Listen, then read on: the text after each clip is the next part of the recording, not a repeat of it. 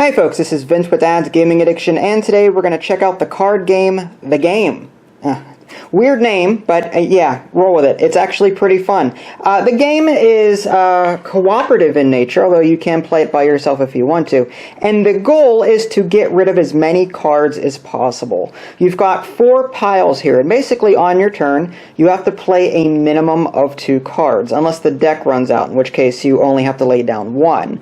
But these 2 piles allow you to start from 1, and you'll be laying cards going up or in ascending order. So you could play like a 3 on top of this, and then a 5, and then a 7. They don't have to go in sequential order. You don't need the 2 to lay on top of the 1, but you still have to go in ascending order. With these 2 piles, you have to go in descending order. Again, you don't have to get exactly 99, the 98, the 97, but if you lay down a 95, for example, that's okay. If you lay down a 93, that's okay, and then a 90, that's okay.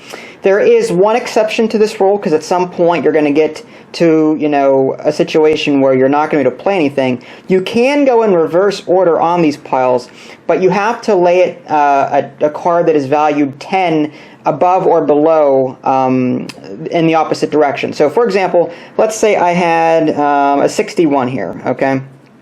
If I had a 61 here, and again, we're going in ascending order, so after the 61, I could only play a 62 or above.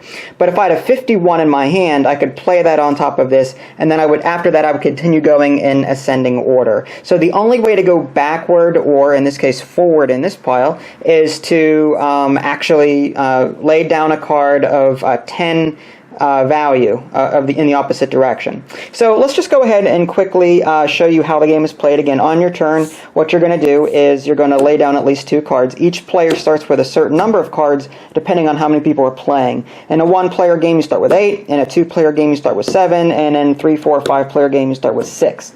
So I'm just going to play this player here. And in looking at my hand, I have to play at least 2 cards. And then, so this 3 would actually be great to play on one of these 1s here. And now the rest of this is actually pretty bad. I think we'll go with the 80 on this pile here. Okay. Now you can communicate with other players in the game, but you can't say anything specific about your cards. You can't say, I have a 61, I plan to play that on this pile on a future turn. You can be vague about it, and you can say things like, well, I really like this pile, or feel free to lay something down on these piles because I don't like them at all. Something like that. But you can't actually list specifics. Then after you're done, you're going to draw as many cards as you play. You can play more than 2 cards on your turn if you want to, and then you draw up to your hand limit afterwards, and then the other player gets to go. Alright, so now looking at this player, alright, there's a 90 here. He's going to play the 90, and then these are all high cards. He could play the 13 over here, but he may, just to show you guys, what these hands look like. This player here might say, okay, I have a few choices here. I could play a 13 on this 3 here, but this player may say, you know what? I really like this pile because I've got a 9. If this player were to play the 13 over here on top of this 3, then this 9 could not go on top of that 13.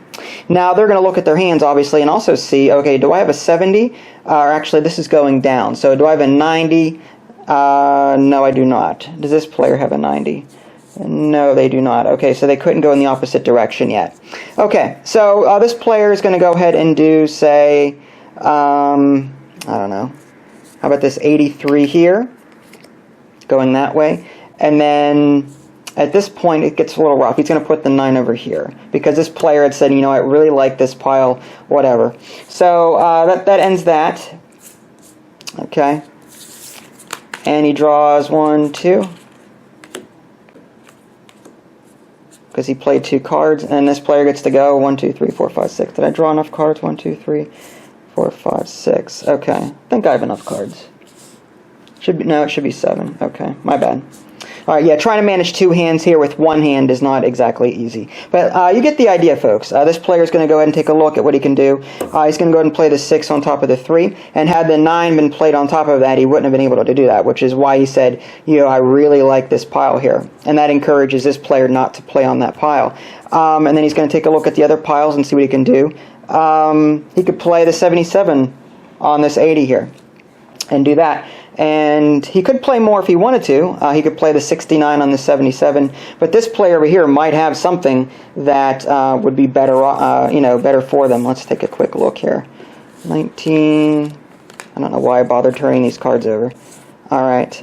So if this player were to, again, just looking at these cards. Okay, so if this player were to play a 69 on the 77, this player is going to, think about it, and then if this player has like a 76, for example, which he doesn't have, or a 75, he may say, I really like this pile, something like that, because he plans to play something on that.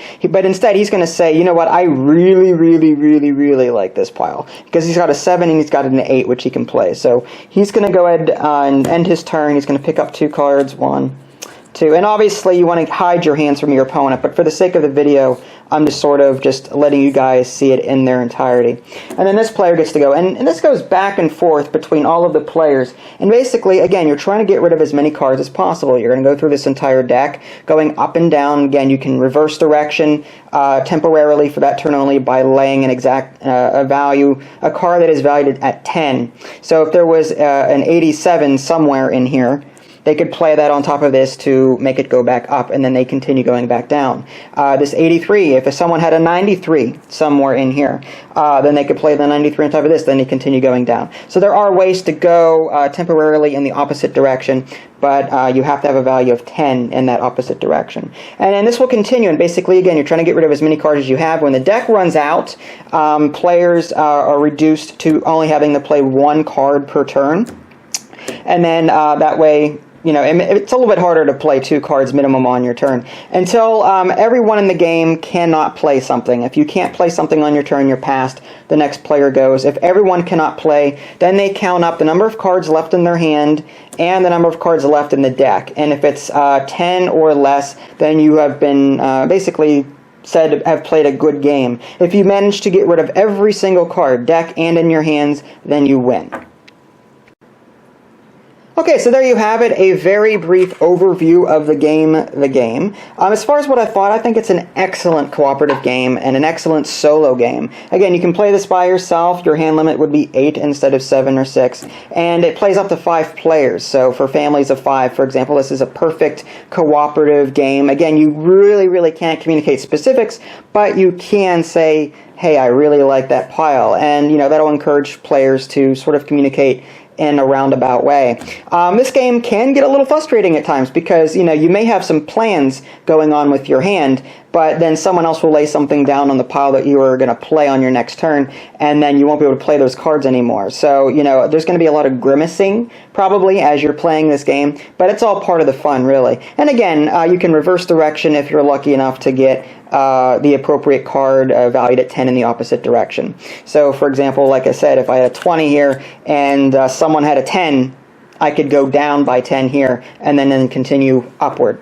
So yeah, there you have it, the game. Highly recommend this one. It's a lot of fun. I think I got it for about 15 or 20 bucks on Amazon.